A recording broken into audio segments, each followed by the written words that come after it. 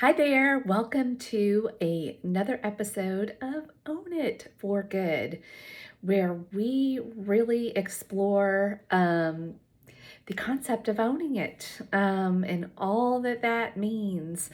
Um, and of course, the acronym know your outcome, why you want it, always asking yourself, okay, now what am I going to do about it from a place of integrity and taking action.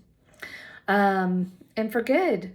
Like we want to be resolved in this process. This is not for the faint of heart or the half committed. This is for people that really want to, they're tired of the yo yo cycle of life, of trying, being frustrated, and going back to old habits. Like, how do you get out of some of the ruts that you're in? And that's actually what I want to talk to you, and for good, to be resolved for our good, for the good of others. And that yo-yo concept is a little bit of what I want to talk about today. And an analogy that came to me probably over a year ago, and every time I mention it, it seems to resonate with people. So I thought I would share it with you. Now, when I really dove into the concept of coaching, and I started off with self-coaching and kind of doing podcasts and reading books and really trying to learn. And I would hear people talk about things just clicking. And I was like, well, I want things to click. Why can't they click? And so I would really try hard. I mean, that was my methodology, was to just try harder and try more often. And I might hit a goal, but then staying there, sustaining that quote unquote success, I wasn't having a lot of success with. And concepts like consistency, which is important. Like I could white knuckle it or do something like through sheer willpower, but when I was watching people and things were just clicking, as they would say, I would hear that and feel a little defeated, frustrated, and then I would go right back to some of my old habits. And it really it wasn't like I was one way, chasing after a goal, doing it, having all the good behaviors. And then like the next day I would just completely go back. That's another, like people talking a lot of extremes in this world of whether it's dieting or trying to quit drinking or overspending, whatever it is that you are overdoing in your life and find yourself sort of on a yo-yo experience with and getting exhausted by that cycle, sort of that hamster wheel or yo-yo effect. Um, I When I really dug into it and joined group coaching and started getting group coached and one-on-one coaching, I realized that there's not just one click, there's a lot of clicks. And the analogy that came to me was like a combination lock. And I wish for those of you on video that I had the forethought to have one with me to show you. But I'll just do the hand motions, and those of you that are listening can just use your imagination. But I specifically even think about the locks that we had on our lockers in high school, or if you belong to a gym, a lot of them, the dial locks, where it is a series. And, it's like, in very specific directions. Not only do you have the combination that you need to do, but you've got to go like 3 times to the left and then 2 times to the right. And, like it's a sequence and it's a combination. And there's even directions back and forth. So to me, that's a lot what this journey feels like, and that I think it's more like in real life. And it kind of is analogous to how complicated we humans are, and the way our brain and how powerful our brains work. And it also allows for the individuality that we each bring to the table. So we as individuals, me as Felicia, um, I am a human, so I belong to this greater category of humans, and we kind of generally operate in a similar manner, and we have sort of the same, body parts in general. Of course, there's exceptions to that. Um, but we have a torso and a head, and then of course our inside, you know what I'm saying. But then beyond that, there's a lot of individuality that takes place. And I think that might be the missing click for a lot of people, and why we can look at somebody on social media, or if we run across a website or read a podcast or read a magazine article, we're like, oh, they have the secret formula. I'm going to do what they do. And then we do it, and then we don't have the same success. And we think that, oh, something must be wrong with me, or I must have a character defect, or I'm not trying hard enough. We find fault in ourselves for not being able to apply what somebody else has said has worked for them and make it work for us. And then we can get really frustrated. This is what I found myself in. Like, I really felt like I was doing all of the right things. I was filling myself with lots of good information, but maybe I was trying to apply something that worked for my husband, let's say, or a good friend, or somebody I saw on social media, and that worked for them because they're them, not me. I was missing that, key ingredient of how can we break things down and understand things, and even change our mindset from this is the way we need to do it, the fixed mindset, versus maybe a growth mindset, as Carol Dweck would say, and shift into, okay, I just don't know my combination. I don't know, but I can learn in general what works for people. And then within that, I can narrow it down and focus and find out something that works for me specifically. Now, that sounds easy, right, Felicia? Okay. I'm hopefully you're tracking with me, and you're like, okay, now that I understand that there might be some broad categories that I can work with on how people that want to change, what they can do, and then I understand, oh, I might need to find out what works for me. How do I do that? Well, that is a great question. And there are a lot of different ways to do that. But probably first and foremost is, number one, understanding that it might take a little bit of experimentation. It might take a different mindset of knowing, oh, maybe I can look at the broad category of what maybe a healthy diet looks like, then what works for me. What am I willing to do? Willingness is probably the key ingredient. And you've probably heard an exercise person or a diet person, they might be able to tell you, because we want, as humans, we're like, just tell me what to do and I'll do it. Well, we can do that, and we can have people tell us what to do, and I can tell you what to do. But at the end of the day, if it's not something that you genuinely resonate with, or that doesn't line up with who you are, and you won't stick with it, because that's the other key. Will you stick with it? And if you won't, then it's not for you. And sometimes you might be trying too many things at once, and you just can't stick with it because it's just too much. So there's not only what will work for us individually, but the timing, our willingness, and then our willingness to be patient. Another big, in my opinion, component is really changing our mindset around what success means.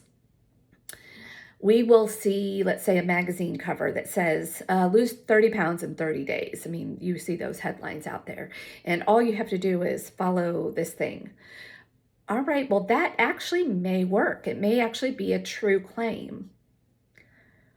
But a lot of people think that they've had success losing weight or changing a behavior for, let's say, they define a 30-day goal, and I'm going to do this, and they say that they have had success. I'm going to challenge that and say, unless you're able to sustain it and it becomes just part of who you are, and it's really an identity shift and a complete lifestyle shift, I don't agree that that's success.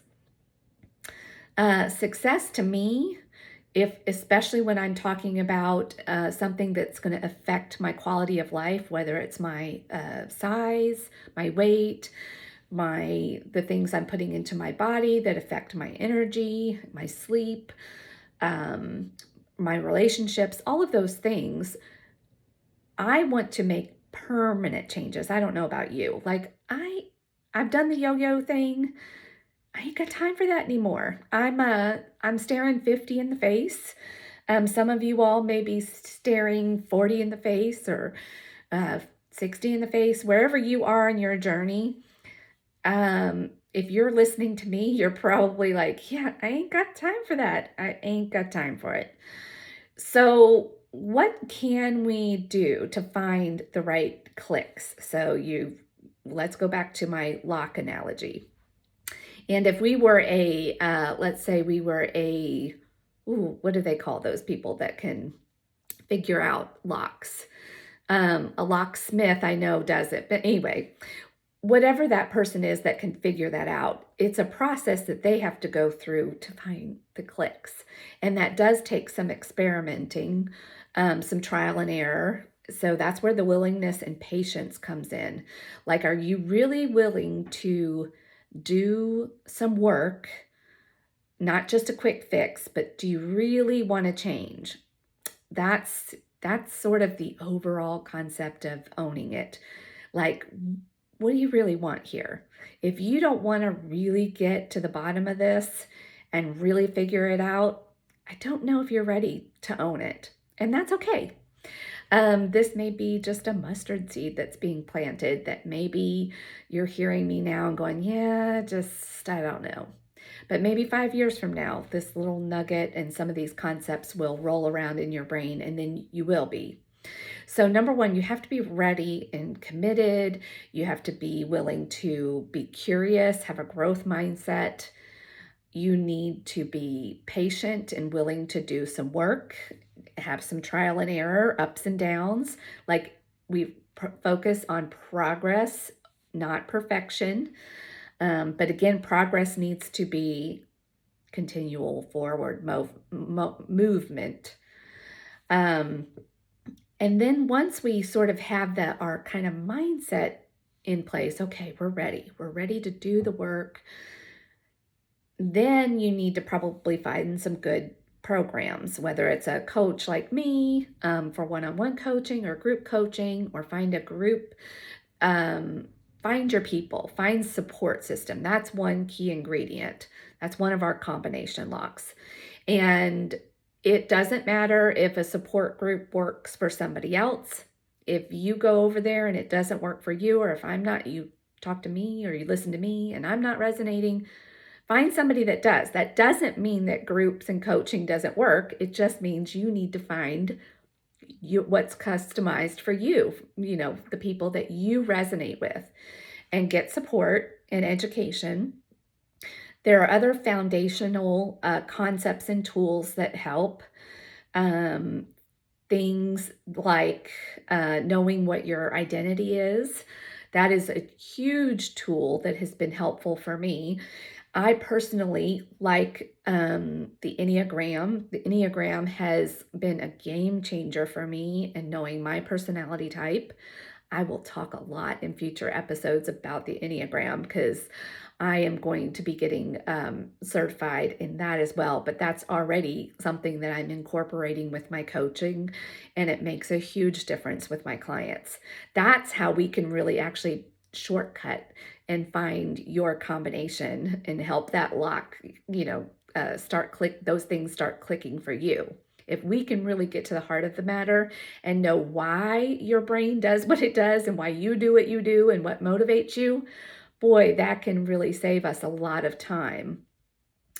But there are other good personality tests out there and different systems. Are you spiritual? Spirituality can be a big deal for people. And that doesn't have to mean within a Christian construct, but knowing, are you here for a purpose? Do you believe that you're here for a purpose?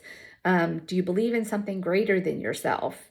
And finding something that aligns with your belief structure personally. I do believe in Jesus and God, so I definitely bring my Christian perspective to things, but I certainly can give room for all sorts of beliefs. I think we're all going to get to the other side and go, wow, didn't get that one right. It's all above our pay grade.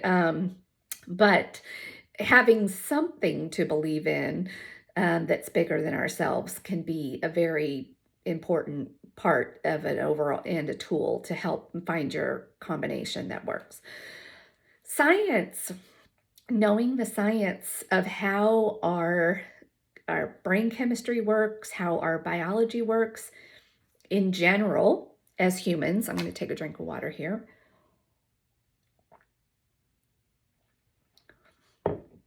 Thank you. I don't want to start coughing during this video or podcast. But our bio-individuality within the general, idea of how human bodies work. But even within that, we all respond to food differently, medicines, our environment, stress levels, like science matters. And then we can take that broad category and then start getting to know ourselves a little bit more personally. So, excuse me. There's our life experience. This is a big one that people often don't take into account, especially when they look at something that works for another person. And that person may have a totally different life experience and set of beliefs and values that they bring to the table that doesn't align with you. Just making sure that you are finding something that aligns with you and also your life experience and even how you experience relationships. Also, within that sort of those categories of personality and life experience and just our identity in general, having systems that you work with on a daily basis can be a big key component of finding something that works for you. Are you a creative thinker? Do you not like anything that's too structured? Are you like my husband, who likes things very structured and likes a good checklist and is very highly detailed and organized?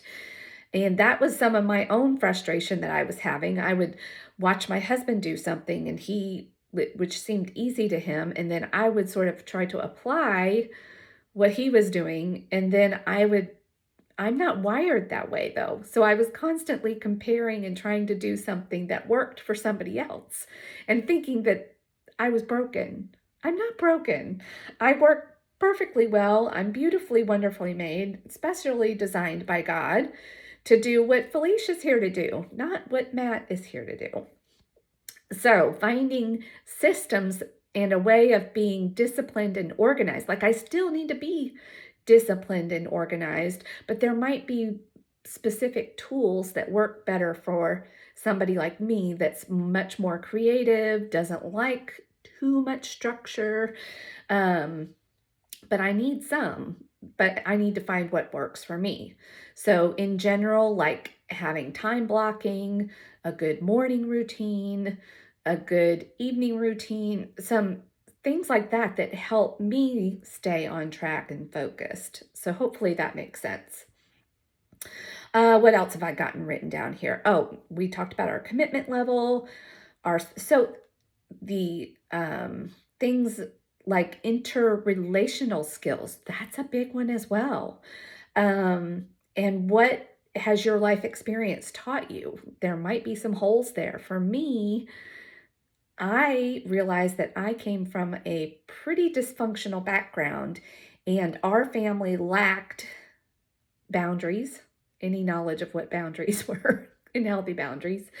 And people pleasing was a big thing in our family, especially with the women, and codependency all over the place. And there is a history of alcohol use disorder on both sides of my family. So there's a lot of dysfunction in my life experience that I had to really kind of take into consideration as I was on my journey, going, oh, and then learning how to question that and be willing to be really willing to be honest, honestly honest. That I probably should have started out with and want that as another big key component of things that your mindset has to be ready to really to own it. You've got to own all of it, the good, the bad, and the ugly. Um, and when you are a people pleaser with no boundaries and a lot of codependent issues, and I'll touch a little bit, my personal Enneagram number is a 9. I'm a peacemaker.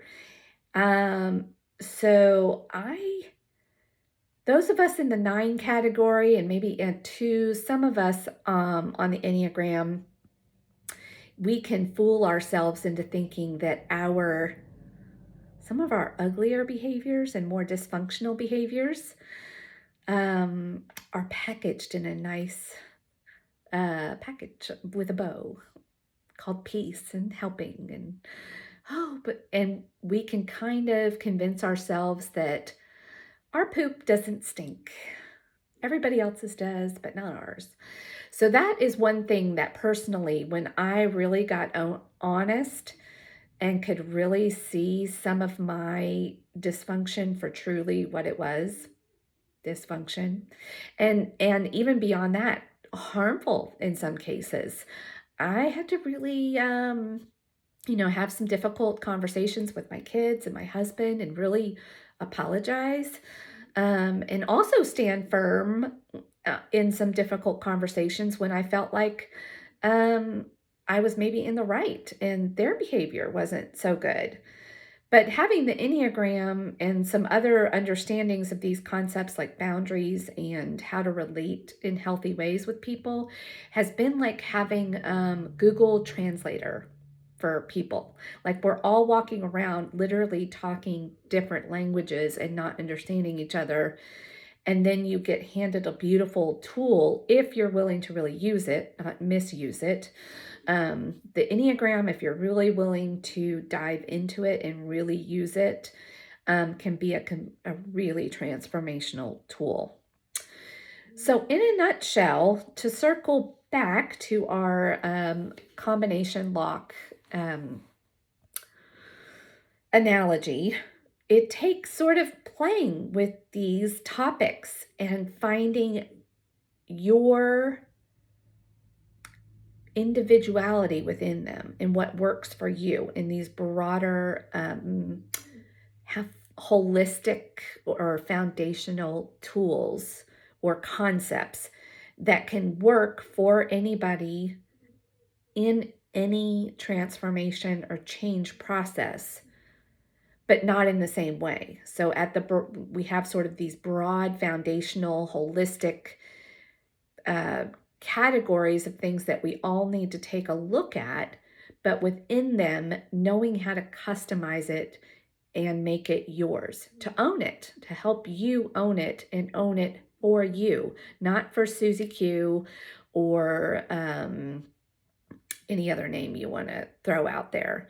So I hope this gives you a little bit of hope and maybe something to think about in your own journey, and not get frustrated and not think that anything is wrong with you or broken.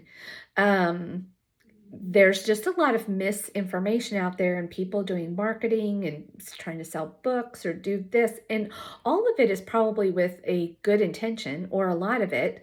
And people are honestly trying to be helpful and say, hey, I found this great thing and it works for me. Do this and do that. And maybe they did have success with it. But there's all of this other things that we just talked about that probably played a big role. They found something that worked for them when they were ready to do the work, be committed and changing. And this might be where, if you can take the broader things that you're hearing out in the world of what worked for people and apply sort of this framework to it and go, oh, plant-based eating, for instance, right now is very popular, or a keto, or these types of ways of eating. But within that, you can even still apply some of these principles and find what works for you. What are you willing to do?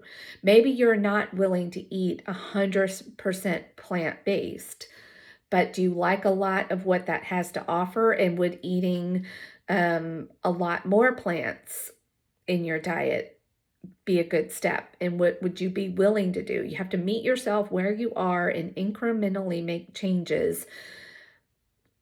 But at the end of the day, it's not all behavior change. It's trying to really figure out why you do what you do and trying to find some things that'll work with you rather than against you, so that you can own it and find your own custom combination lock and finally feel like things are clicking for you. So thanks for spending some time with me today, and I look forward to next time. Go out there and own it.